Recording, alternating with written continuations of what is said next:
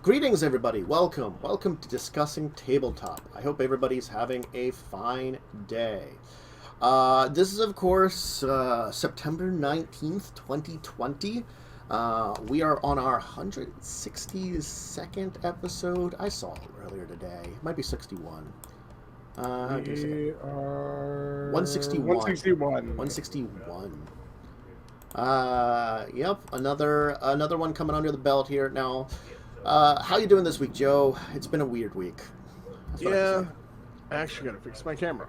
So, don't mind the shaky cam for a minute, because I just noticed that there's like a smudge on it or something, and my face looks really smudged. Shaky cam. Everything's on fire. Shaky cam. Next week's gonna be the weird week for me. I mean, yeah, you're gonna be off and have like time to yourself. What will you do with your time? Not just that, but it's also I'm going to be not doing anything. I mean, I don't know if our off-stream game will happen with our one friend or not, but you'll have to let me know, because if I'm not there, I'm not there. Yeah. You know, and because I know, like, there's a couple of off-stream games that I'm involved with, and I don't know if, well, two that I'm not running that I'm players in, I don't know if either of them are going to go. We'll find out, you know? Yeah. If they are, they are. I actually have to message him and ask him about that.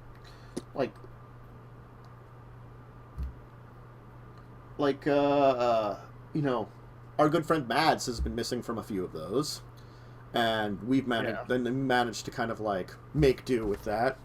Yeah, so it's entirely possible I might have one game this week. Mm-hmm. Yeah.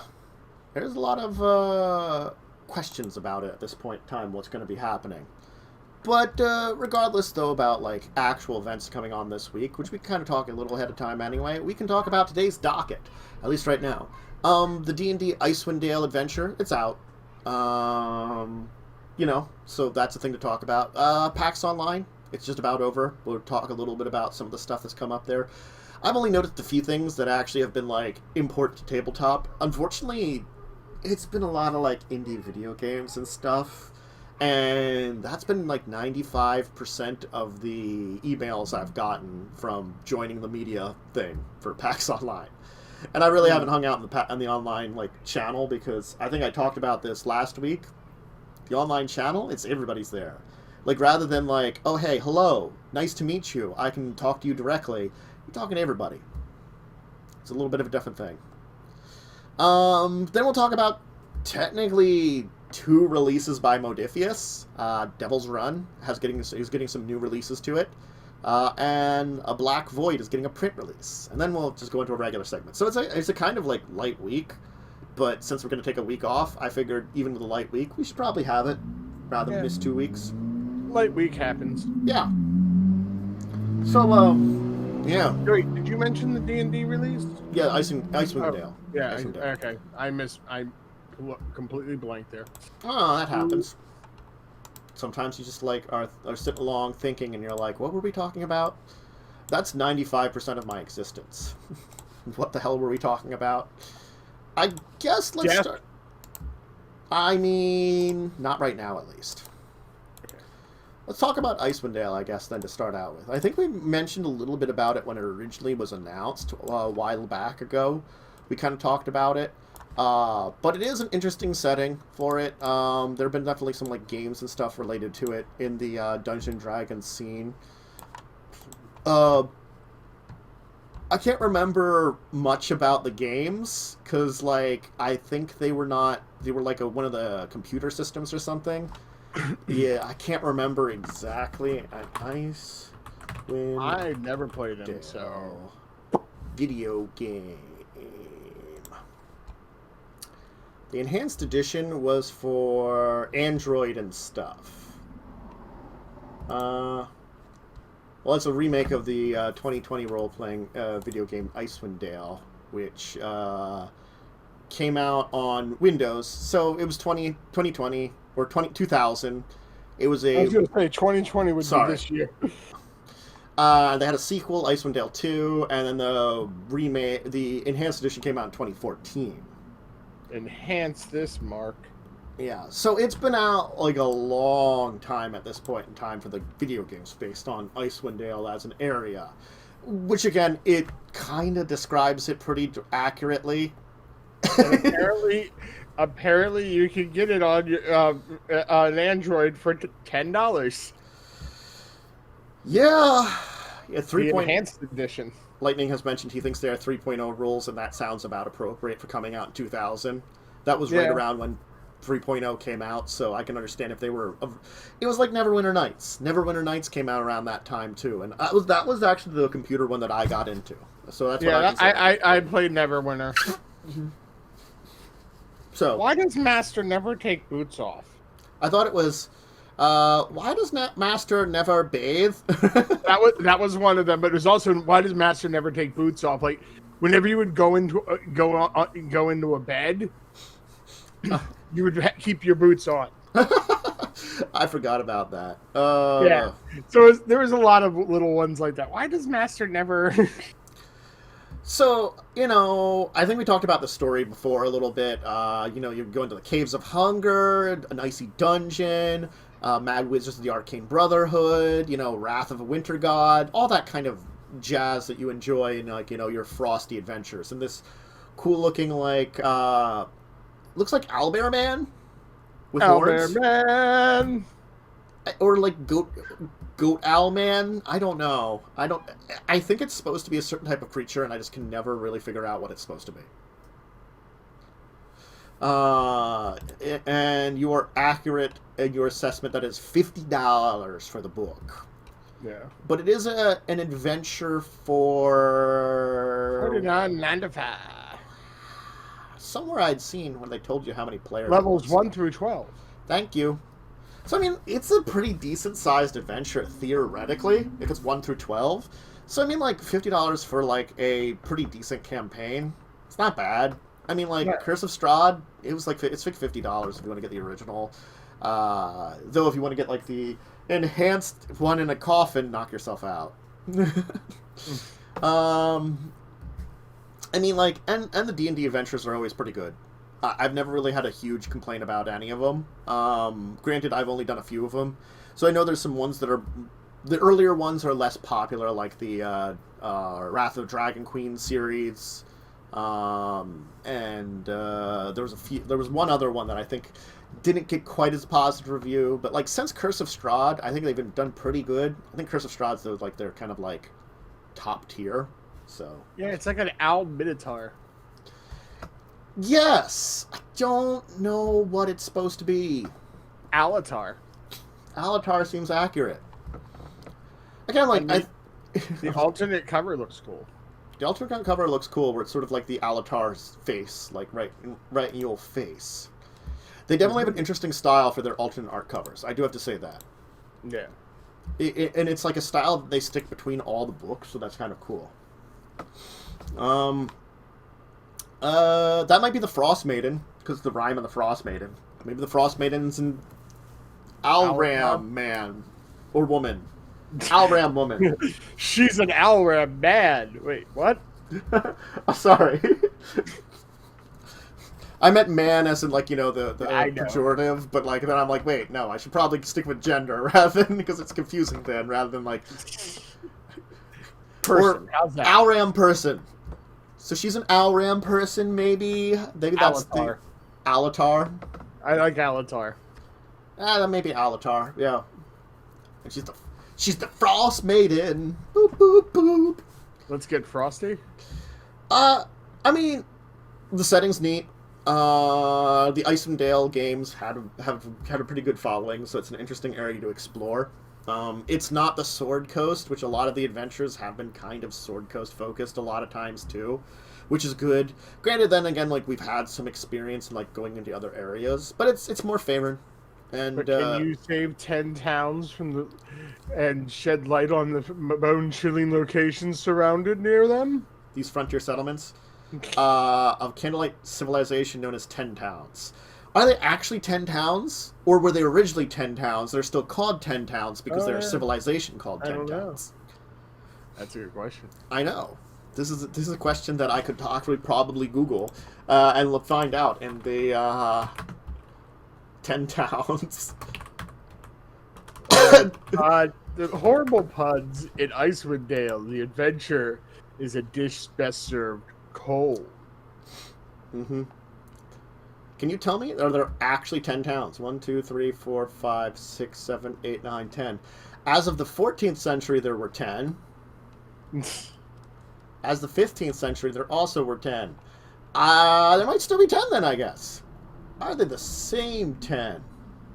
It does look like they're the same 10. Well, none of them died. That's good for them.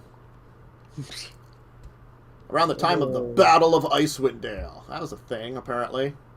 And they even have official Icewind Dale dice. Ooh.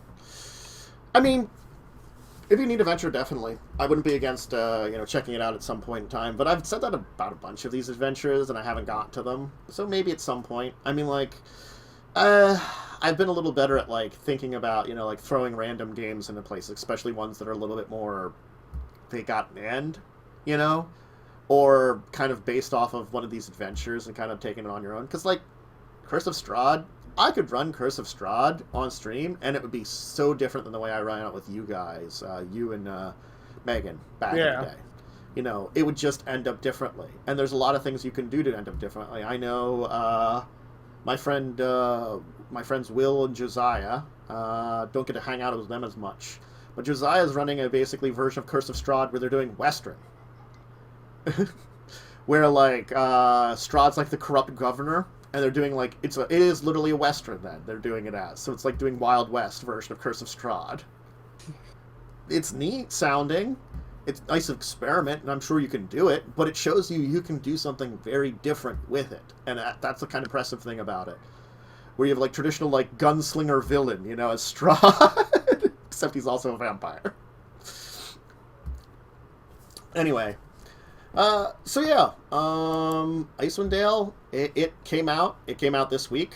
It's the newest adventure. I'd say, if you've been a fan of these adventures, or you're looking for a new one to check out, this might be the one to finally get into, definitely, and kind of pop your way into it.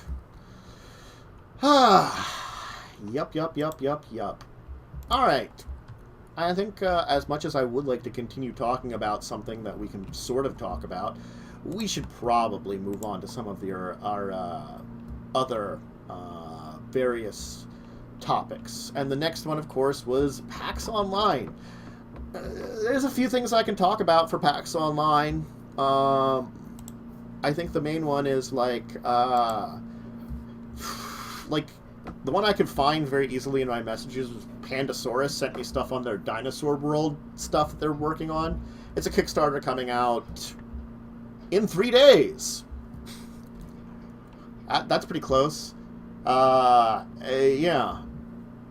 So Dino World is a game I think they've had, and they're doing a campaign Kickstarter for it, a special Kickstarter for their version of a Jurassic Park.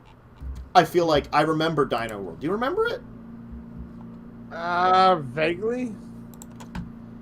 It seems familiar. Even if we didn't really check it out, we might have heard about it, kind of thing. Because definitely it's one of those things I'm that seems familiar. Then again, a lot of these games will kind of make me feel that way sometimes. The age-old "that seems familiar" line. That seems familiar. I think we saw that at some point in time. Yeah, the thing about PAX Online, I have to say, it's not been bad, but I feel like it's a lot more akin to PAX West past East. Now, granted, it is replacing PAX West, so I don't think I'd necessarily mind that. But the, tabletop showing has been kind of sad, at least in the messages that I've kind of gotten. I think it's also the fact that a lot of these companies have been doing stuff on their own at this point in time. So it's if you're doing it on your own, you don't really need to, show off stuff to people. You're doing a lot of your own little, presentations or conventions. I think that's something that a lot of the indie video game industry can't really do. Granted, I think the indie tabletop industry, I haven't seen a lot from them, but I feel like that's maybe unfortunately just a matter of the situation that they're in, kind of thing. I mean, I have to say the other big important thing that I saw is I knew about the new werewolf game that had been in development, but like they were like the same company that did I have to check the name here. It was Vampire the Masquerade, Coteries of New York. I think they're doing more games. Coteries of New York, I heard mostly positive reviews. I haven't checked it out. It's much more of like, it's less like Bloodlines was, because Bloodlines was more like an action RPG, I'd say. You think that? Best describe it? Yeah. This was more like story RPG. So, like, it's a lot more like you go to different places, talk to people, find stuff out kind of thing, go on your adventure, you know. Not necessarily that was a bad thing. But they're also doing Heart of the Forest. They're doing Shadows of New York, which is an expansion to Coteries of New York. And they're doing a Wraith the Oblivion one. What's up? My dad wouldn't know if you're going to do laundry and if you have done it yet. I'm going to do laundry. I haven't done it yet. Okay. Stream niece. Stream niece, yes. But yes. Tell him not to tickle me. He hasn't said anything about that. But now you've reminded him.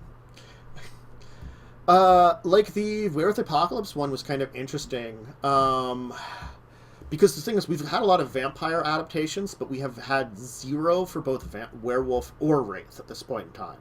So the same company, I mean, they did a pretty decent job with Coteries.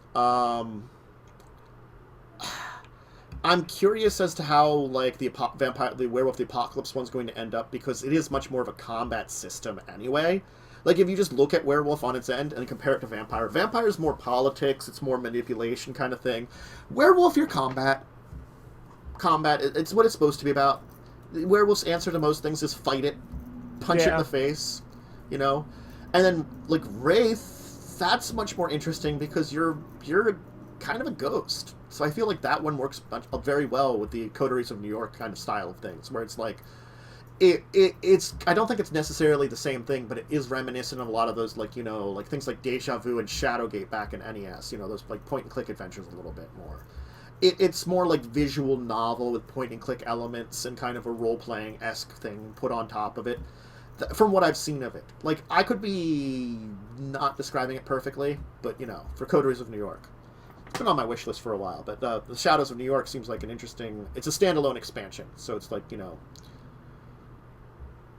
The thing is, they are using 5th edition version of the world, which I have complaints about, just in general in both the system and world, so, you know, that's why, I guess why, like, I haven't jumped into it. But that was something interesting to see that they had kind of, like, talked about and announced these things at PAX Online.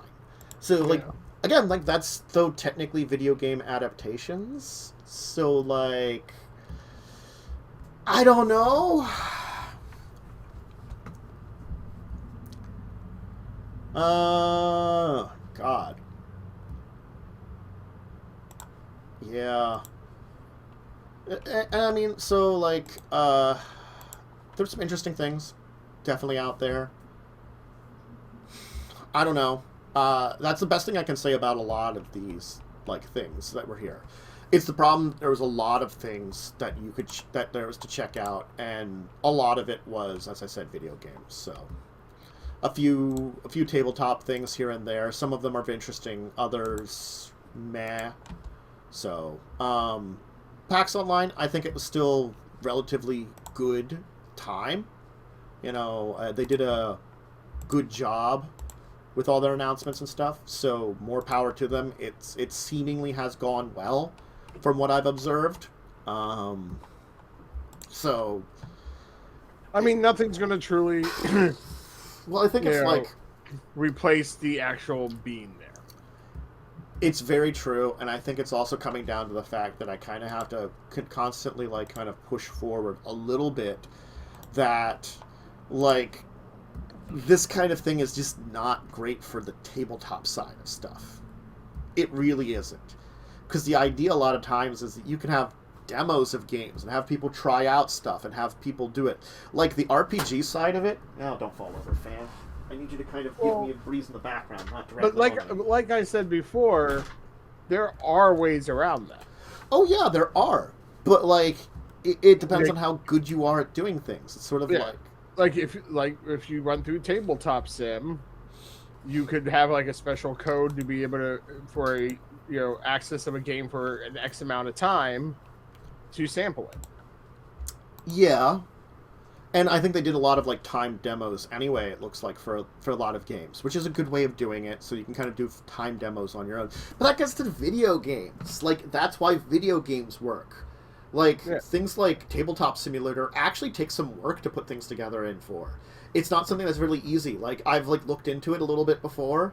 Like, the people that do it spend a lot of time doing it. And if it's something that you're not necessarily pushing for a large period of time, it's a lot of work for little, like, result.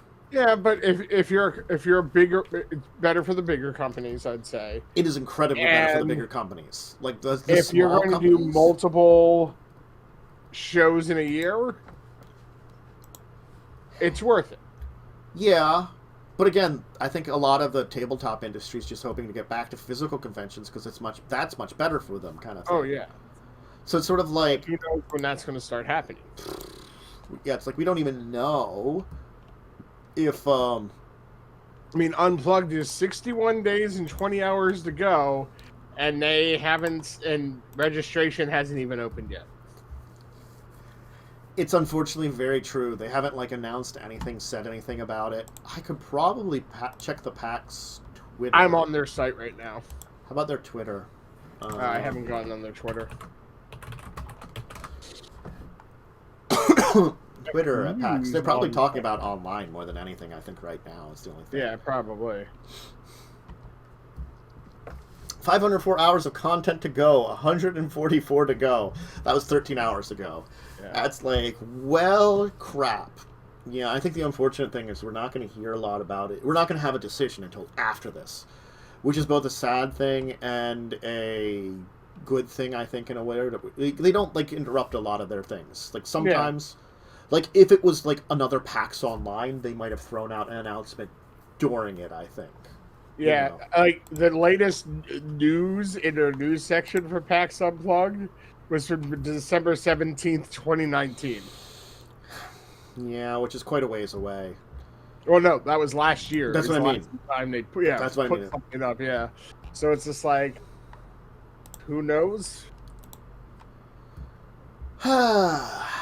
Yeah, it certainly has been a very interesting event, and I feel like it's a hard thing to kind of compare because it's been a long event. It's been so long, like, I haven't been as involved with it, like, as I probably would have at an actual convention. Yes, please drive at really high speeds through a 25-mile-per-hour zone. Thank you, person that revs up and is hopefully going to crash and die. Did I say that? Aww. What was I saying? Before I was interrupted by that. I was just saying, like, because the event is so long, it's like, it feels like it's very... Yes, you can pop in and out, but it feels like it's too long in a way then, too. Like, I'm sorry, they technically have 3 Twitch channels. They could get the same amount of content that they really wanted in a lot less time. Now, granted, I will also give you that, like, there are certain groups that, would probably not get as much representation. A lot of, like, the companies that would be there wouldn't be able to have their presentations. Even increasing a day or two could probably hit those big-name companies that could be able to be, like, have big presentations. After that, who the hell do you have talking? Yeah. I don't know. I just never felt like a PAX schedule was so filled up that we could fill in, like, a freaking 2 weeks. Or, like, a week and then, like, a couple of days. It's a lot. Well, you gotta remember, though, it's 2 conventions. I know it's 2 conventions, but like, also that's why it's 24 hours as well. But it's like, yeah, it's like 24 hours. But it's like, it's going constantly, because it can go constantly. And the fact that it is Australia and West that are kind of being combined into this one. But the fact is, if you literally look at it, compare what would be different and the same between Australia and West. Yeah. There probably would be a lot of companies that are there at both. That's the problem, is that, like, they are different conventions. but they would have very similar lineups probably. Only a few things would probably be different. I would be guessing West would have more of their own things, especially for video game larger announcements, because that is kind of more of the... Well, I mean, like, East and West kind of share the video games kind of side thing more than anything. Again, here's something that I also puzzled with. I'm wondering how long, like, in advance that they knew they were going online, because I'm looking at the merch store. Yeah. And they got a bunch of merch that says, like, PAX Online 2020. Well, so, merchandise, like, certain things like shirts and stuff can be pretty, like... masks, card sleeves. Even a month ahead, I think you could probably get a lot of that stuff together. I know, but I'm just wondering, like, if they ended up having to, like, order, like, get rid of the other stuff. If they had stuff already ordered for those two events and then had to switch to just online stuff, or if they... Yeah, I don't know if they had put together anything for West or Australia. They might not have. The thing is, they might have waited just because of the, you know, backlog of problems. You know. Right. Yeah. I was just looking at the stuff and I'm just like, huh. Like, I would have just, like, I wouldn't have been surprised if it just would have said PAX 2020. But the fact that it actually is, you know, PAX Online. The thing is, every one of the conventions technically has their own color scheme. Yeah. If you hadn't noticed it, you can actually just go to them. PAX Unplugged is purple. Everything is purple. I think South was orange and East is red. Yeah. So, like, red is green, or West is green. Well, in place of West, they have online. So if I click on West, they go to online. So I feel like... Yeah, same with Australia. Yeah, so I don't know what colors they were supposed to originally have. That's a good question. Yeah. But I knew it had that each one had a color scheme. That was something I actually knew. For $12, you can get a PAX Online face mask. I'm not getting any face masks. I've avoided talking, like, one of the things I avoided a little bit of talking about is the stupidity of they had a set of face masks on the Catalyst Games, the people who do Shadowrun. They did, like, Shadowrun face masks. I'm like, how much of a fan are you going to be rocking a Shadowrun face mask? I'm like, quite literally, like, I like Shadowrun a lot. I would not rock that. Granted, I'm not much of a fashion kind of guy normally. Overall, I like keeping things simple. I think some people just feel like if I have to have one, I want it to be of something I like. I can see that. It still kind of Especially feels... since it's kind of the new normal.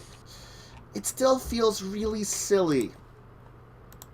I would say, honestly, at this point, it's no sillier than having a shirt that has it. True.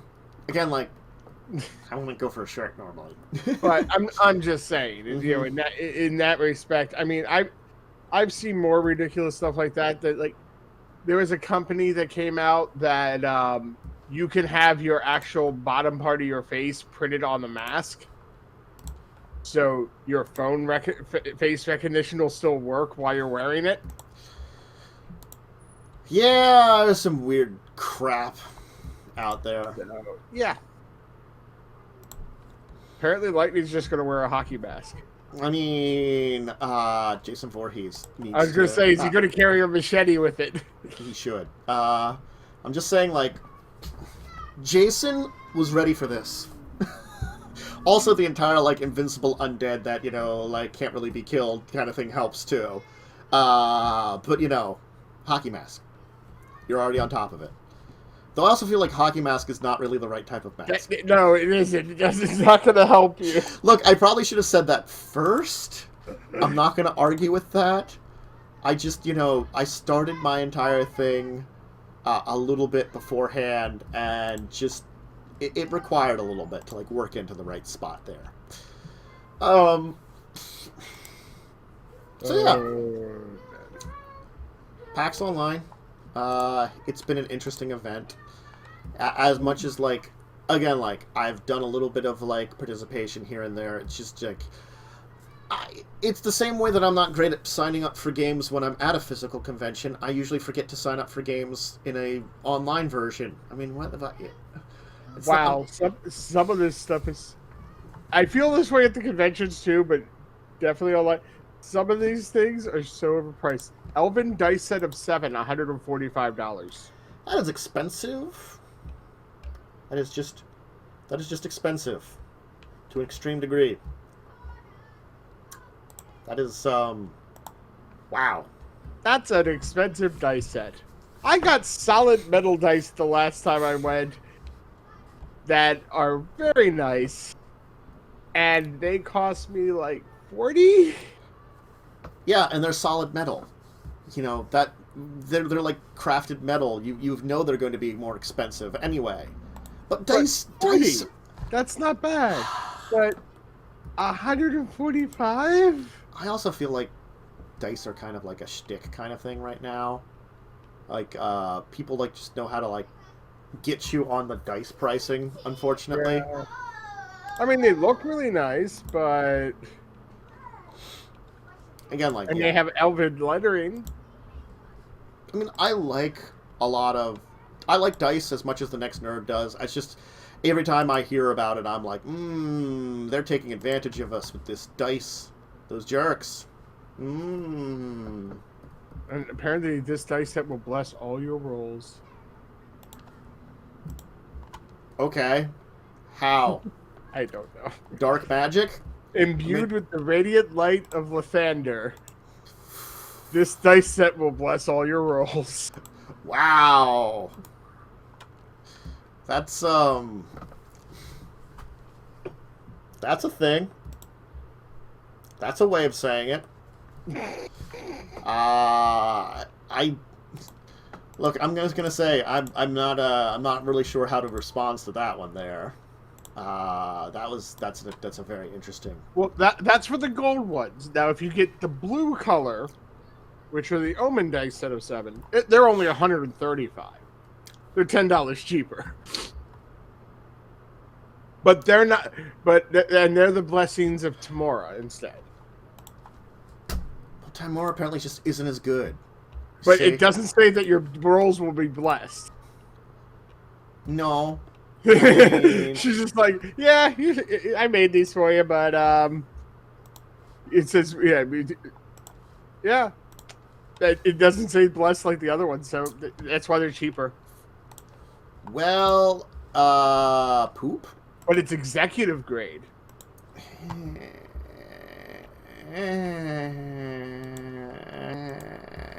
That's the noise I'm gonna make for a while now. Yeah. Anyway. Off of PAX? Off of PAX. I'm kind of done with PAX. Let's talk about some shit, stuff that Modiphius is throwing out there. Yeah. Look, I was going to say it. I probably shouldn't necessarily describe it as that because it is interesting things. I think we've at least talked about Hell's Run before. I know that for sure. I also downloaded the PDF for it now. Mm-hmm.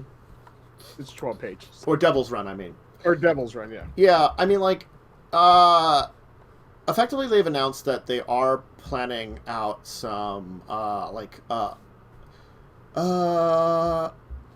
this is such a weird page. I loaded up our page strangely. I might have to find where I had the news announcement here.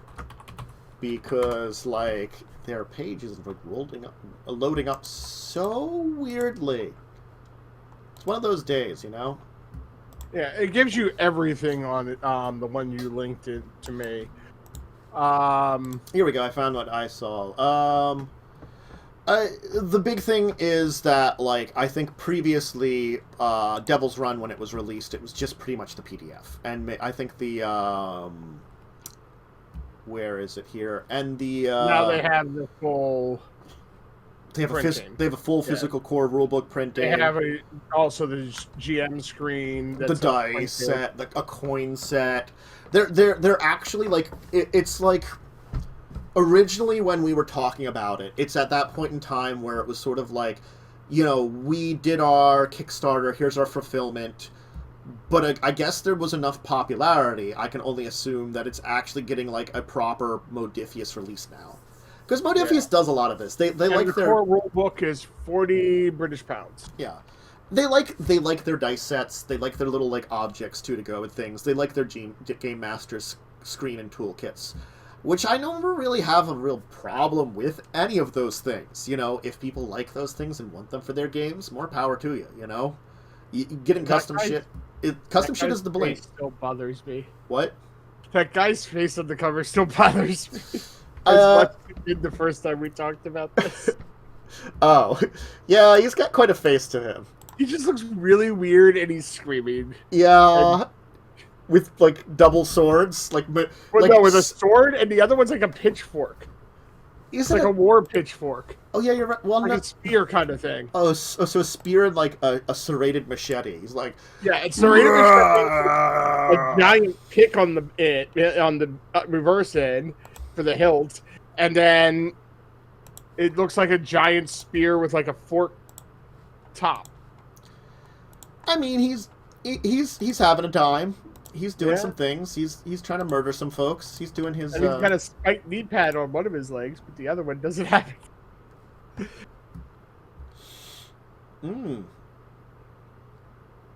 Yeah, I mean, they're trying. He's trying. He's trying to do very well there. He's just like, I'm trying to murder people and jump out of a car. Or explosions. Although that picture looks freaking awesome.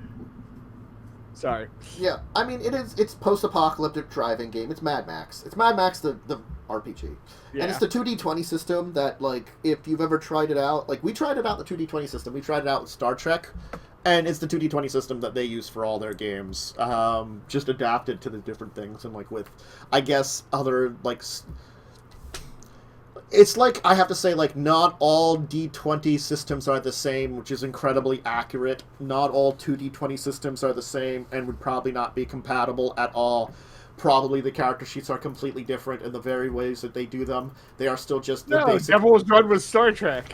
The basic idea of how things work in the 2D20 system is probably what is the same. Yes. No, Devil's Run with Star Trek. There you go. I mean... They could visit a planet that's in a post-apocalyptic car race game. Mm-hmm. I could totally pull off, you know, like... Tom Paris would totally like it. He would incredibly like it. I'm sorry, he would be like, I'm fine with this. Can I stay here? We have to communicate with them, Captain. I know the right way. Hot rods.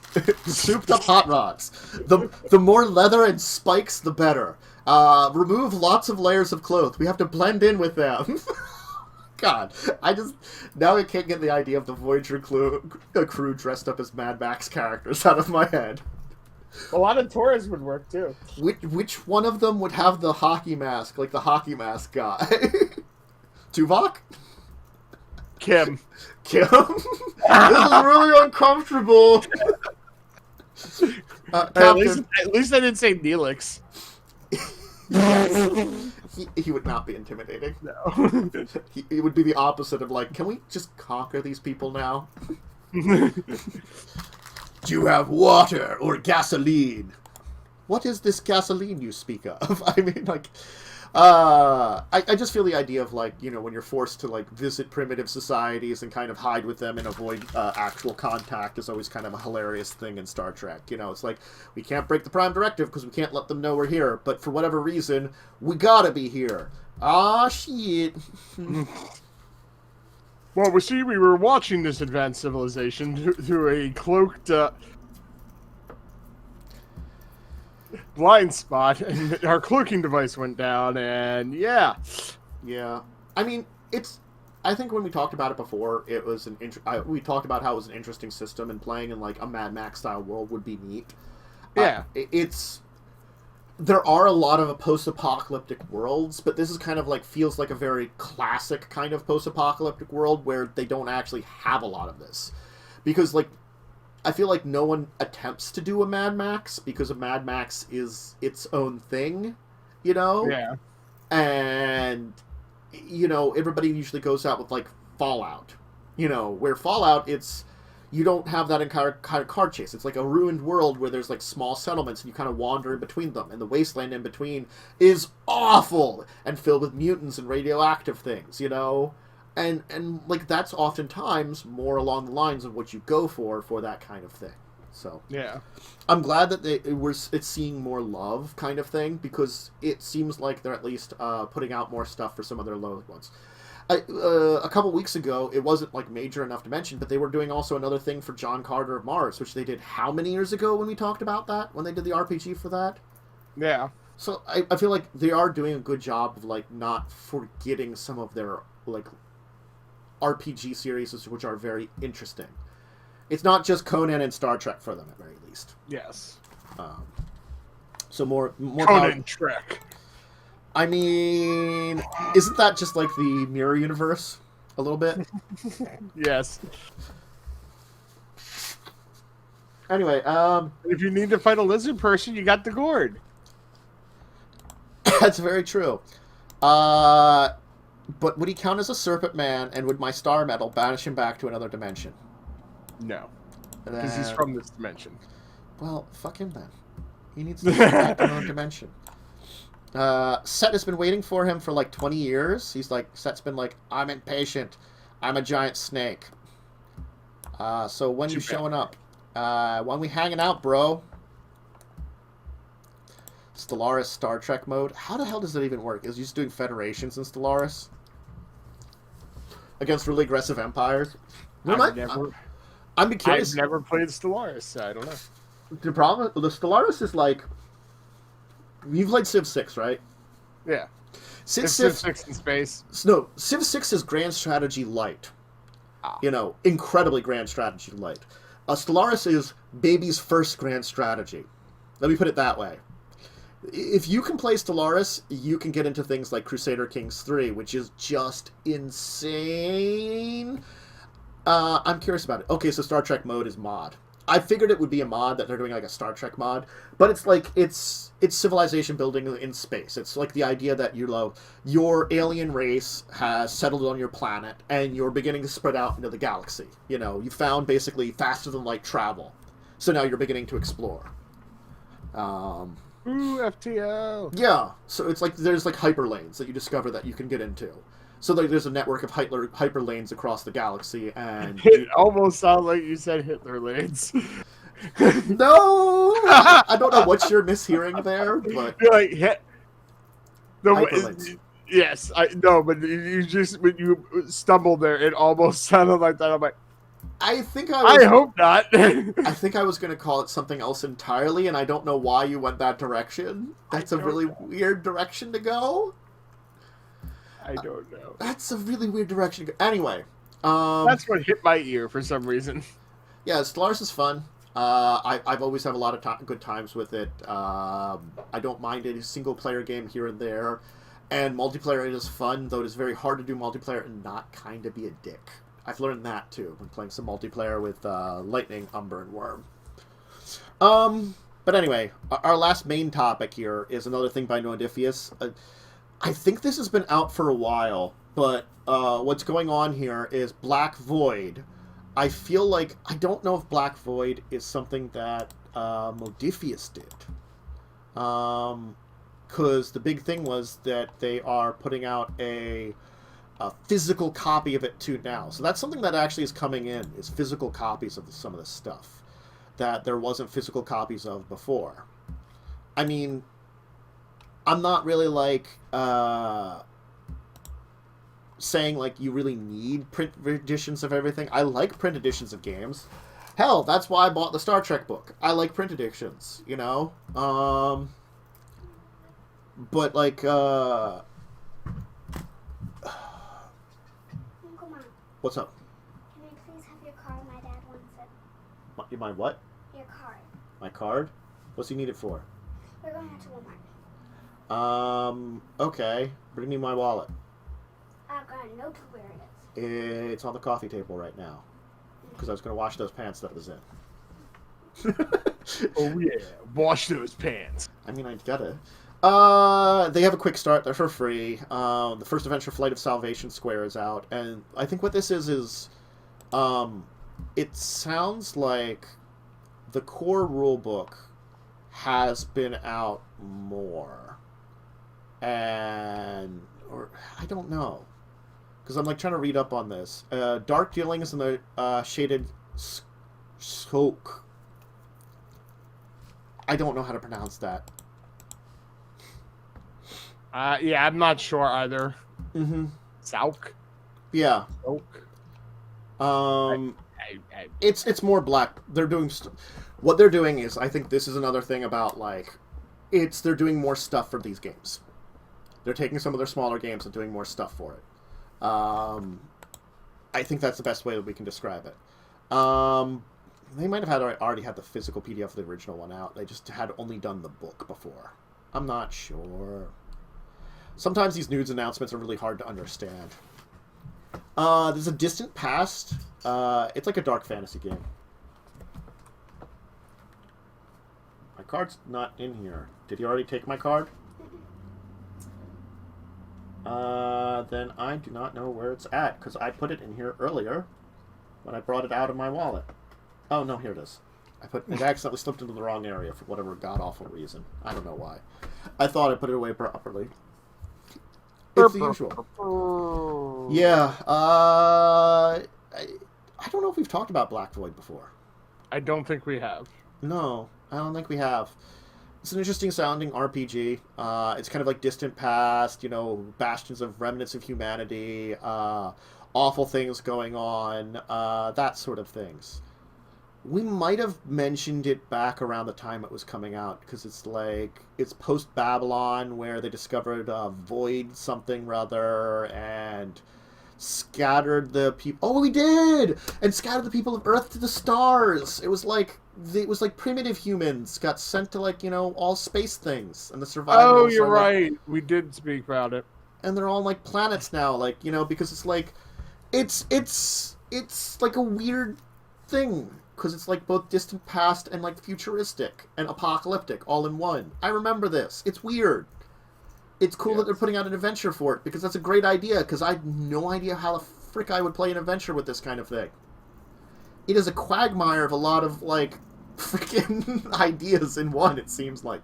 It's hella interesting because it has like a sci-fi ambience, dark sci-fi or dark fantasy, and both early civilizations / maybe, I don't know how much futuristic, or if it's just the weird void dimensional travel or something. It's a D12 system. It's a D12 system too, which is not necessarily, I would say, outside of Modiphius' wheelhouse, but it shows that Modiphius has more of a wheelhouse. Yeah, because I was just looking down, I'm like, oh yeah, it's a D12 system. Yeah. An introduction to the dynamic, easy-to-use D12 rules system. So yeah, a new adventure for Black Void. The original one, The Flight of the Salvation Square, was a free PDF, just like the Quick Start Guide. But this is an actual, a new book. I think this is the newest book they've had in a while. I think they've only put out a few adventures for it at this point in time. But again, I think it's a good thing that Modiphius is putting out stuff for more of their smaller stuff, out there on the edge, so that we can see more things for them. So, are they living on the edge? Living on the edge, do do do do do do do. You got me started on it now. It's your fault. It's all Wasn't your fault. the right tune, but sure. It was. You just couldn't understand it because I wasn't trying to do a big full thing of it. Anyway. Well, I was kind of doing the you can't whatever it is, which I can never remember quite the lyrics to, just the do. That's what I was trying to do. I was doing Aerosmith's Living on the Edge. That's what I was doing. Aerosmith. What? Anyway. Oh. Dream Muse is very active too. Today. Yeah. Yes, well, I mean, it's we're preparing for vacation too on the side, yes. So, I know. So, it was a very active morning of me getting a lot of stuff together, and then I gotta do laundry to make sure I have just enough clothes, because I got most of the clothes I need, but I just have to do a little bit of laundry to finish up and make sure I've got it. It's like, no laundry for you, sir. again, I think I've said this. It's like when you have like 3 weeks of shirts, you don't do laundry very often because you wait until like all the things are done. But yeah, I'm just sending that there. Oop. Okay. All right, that was taken care of. But yeah, so more adventures in Black Void, more interesting things that Modiphius is throwing out there. Keep an eye on it, stuff for some cool things that they do, because they like to give us some cool stuff. So yeah. Regular segments. You think we should move on to here? So I got it. A Kickstarter. Awesome. What Kickstarter do you have for us today, Joe? I have Guillotine. Ooh, Guillotine. It sounds spiffy and positively ghoulish. They're, let's see, they have 18 days ago, 66 backers, and they're at $2,081 out of their goal of $997. So they have met goal. Sounds like it. Wasn't a high goal. No. It's a simple card game, really. It's kind of like blackjack, except you're trying not to go over 13. You play everyone gets a hand. You play one card at a time. It can last from 5 to 30 minutes. And 2 to 10 players. Okay. It's a pretty decent number of people possible. Yeah, you go around, you have to play a card from your hand. Some cards have special things. As long as you don't go over 13, the special thing would go off. And you keep playing around until either everyone's played all their cards or people have been eliminated. If you go over 13, you're eliminated from that round, and there's 5 rounds. Neat. So it can go very quickly if you end up with a whole handful of cards with high numbers. Yeah. Or it can end up going a long time if everyone gets low cards. All depending. But I thought it was an interesting one. Yeah. Just a shout out there. And cool. $20 or more, you get a deck. Ooh. Just a deck. Sorry, wrong kind of deck. I just had to start to make a sound effect and pretend to punch someone. Oh, and they're from South Carolina. South Carolina. And they were funded in 48 hours. Neat. Well, when your goal is less than 1,000. It doesn't take you long to hit goal. Yes, this is very true. It is a very, very true thing. Sorry, stretching. Okay. So, cool. I didn't look up anything. I was busy packing other than getting the docket together. No, I understand.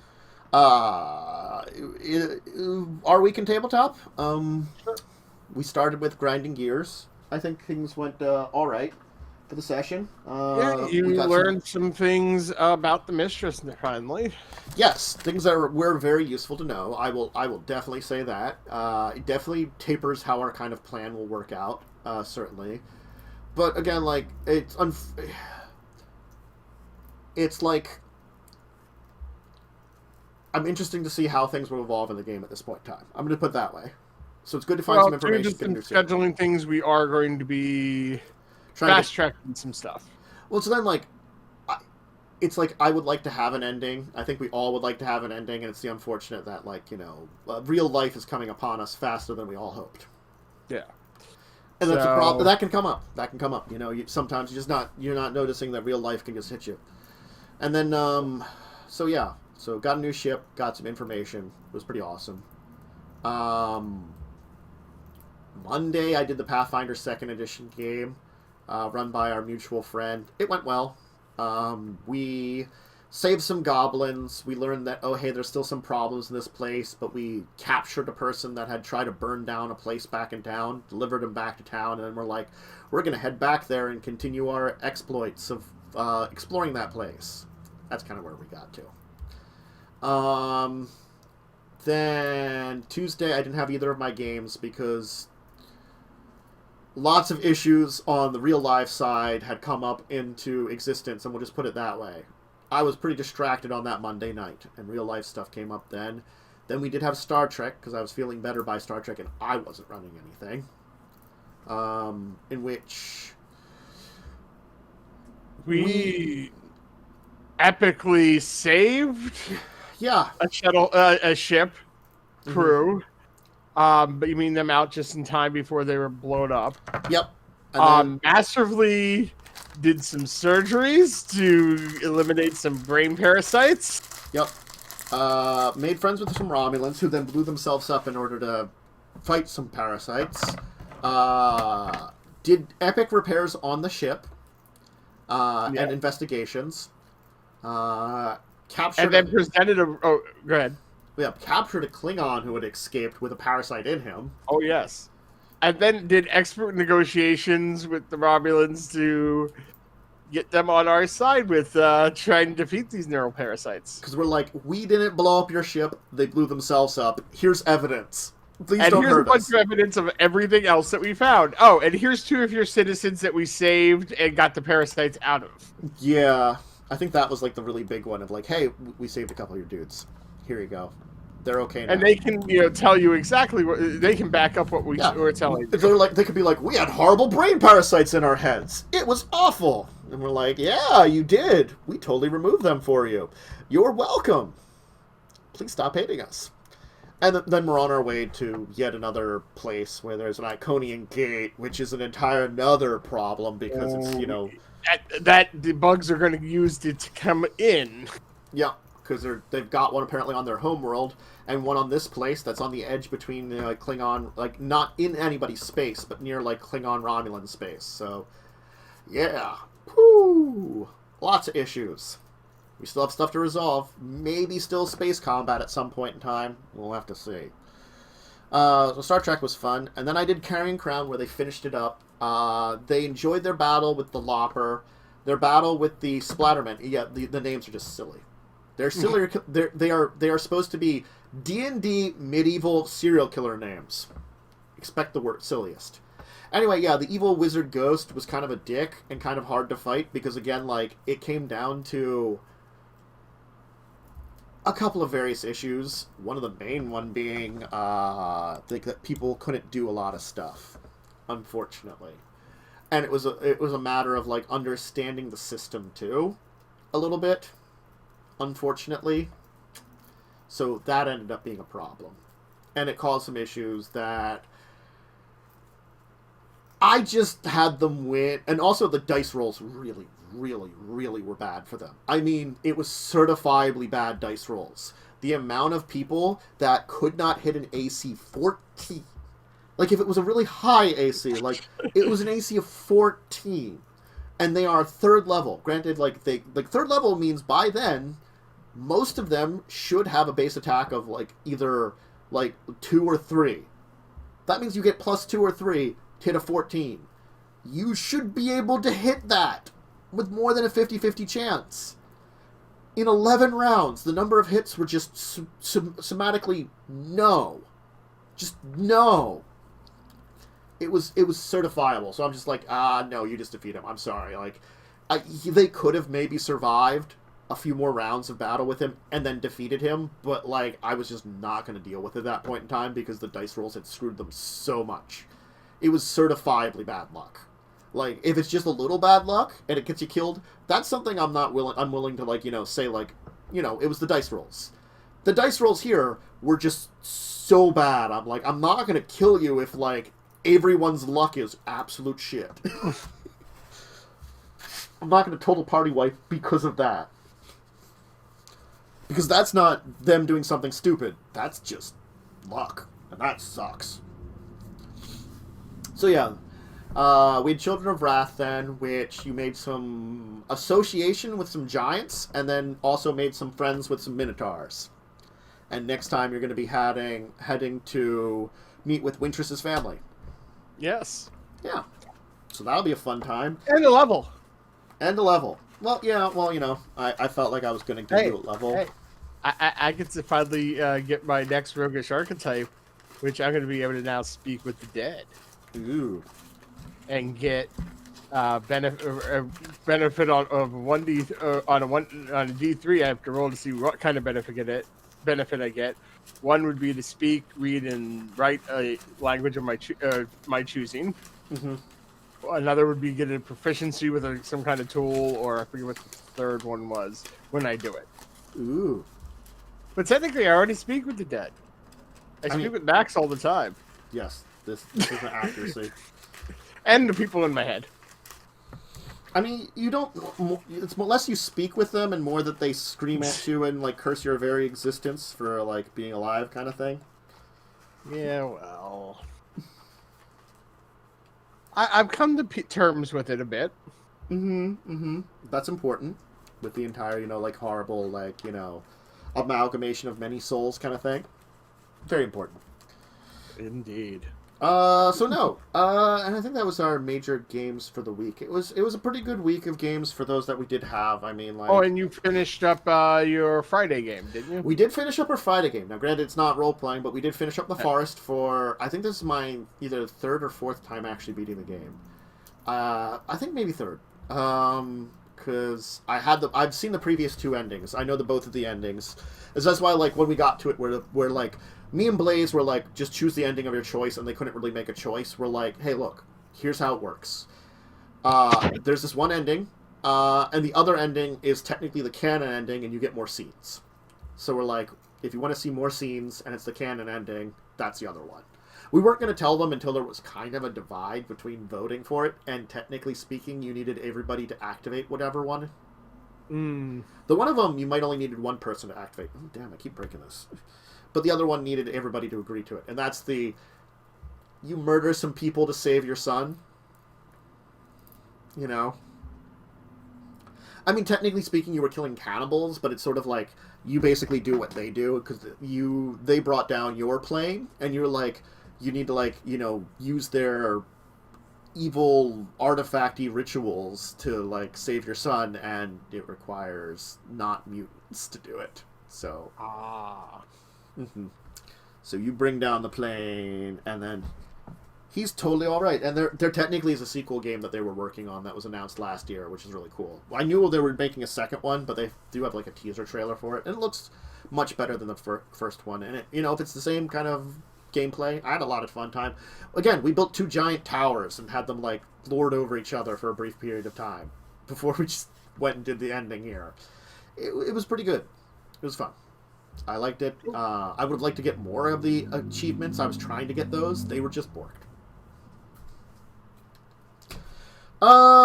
Yeah, so I guess that's our week in tabletop and such. So I guess that leads us to the end of the show. It's a little bit of a smaller show today, but again, it was a little lighter of a docket, unfortunately.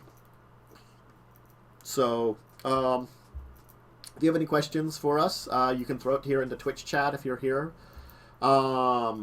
You can also message us on Discord directly. Link to my Discord channels down below. You can join it there. You can find Joe and I, where you can either message us in there. Just again, that's more of a public. Hey everybody, this is the question I have, and I would like to answer. Which, if you're fine with everybody knowing your question, that's fine. If we can answer it there, great. If you can add us directly there, also at Dracovin, at JW Secret81 for Joe on Twitter, where you can again either add us or message us. There's a Discussing Tabletop at yahoo.com. There is the description of this video when it finally goes up on YouTube, which I'll try to get back into a schedule of YouTube uploads, probably when I'm back from vacation. I'm going to be doing a lot of stuff back from vacation, trying to rebuild a decent schedule then. I'm hoping that,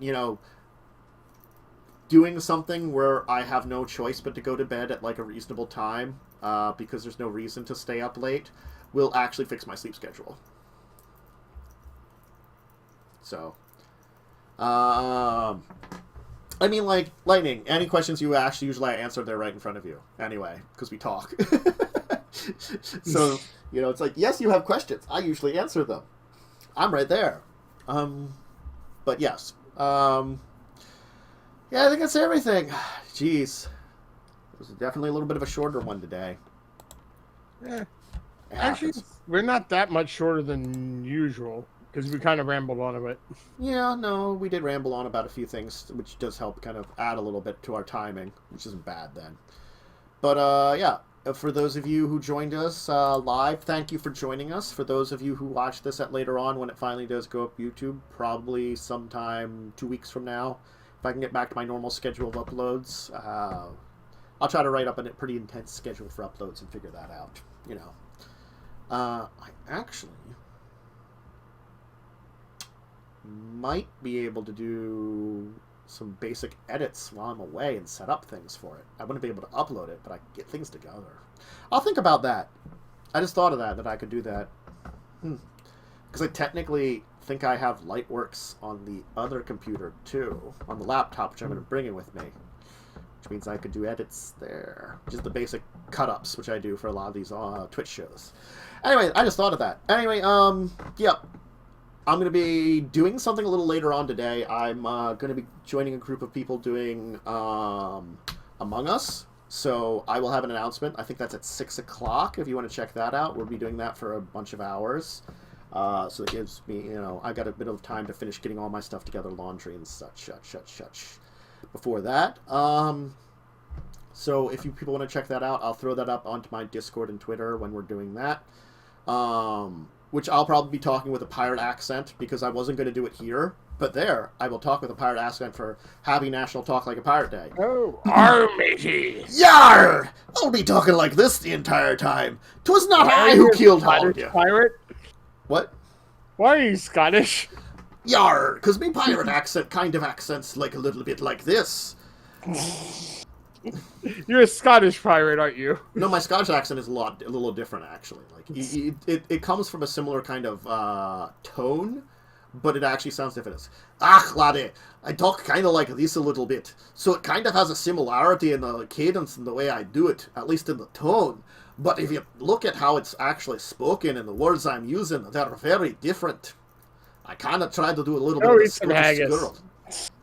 The Scotsman ate radioactive haggis to gain the powers of Scotland. A new hero for a new age. Yeah, Scotland. Okay. Look, I may have made that superhero at one point in time. Yes, I know. That was, I think, Mutants and Mastermind that I put the Scotsman in. Anyway, yeah, no. So talk like a pirate today. Do some pirate talking. Annoy a lot of people with it.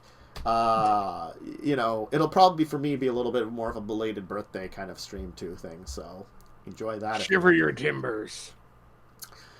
So yeah, everybody, thanks for joining us today. Hopefully you can join me later for that. Among Us is pretty fun, and I've been hoping to get a little bit of a streaming in of it, and so that'll be fun to have people check out. And then yeah, I think that's it. And I'll be back not 2 Sundays from now. Which we should have Grinding Gears next Sunday, but the following one. Yep. We should be on time for Grinding Gears, and the next schedule should be back. So I'll be off in doing vacation-y stuff.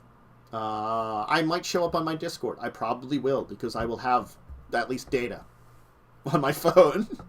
You know. What about more? No. No, I'm not bringing him along. He's just silly. B4? No, he just doesn't work right. Now that you've made your Star Trek jokes. Yes. Anyway, bye everybody. Have a great rest of your Saturday, great rest of your weekend. Stay safe, stay healthy, and hopefully, since I'm not going to be seeing you or talking to you at all, have a great rest of your week and next week. So, bye everybody. Farewell. Bye.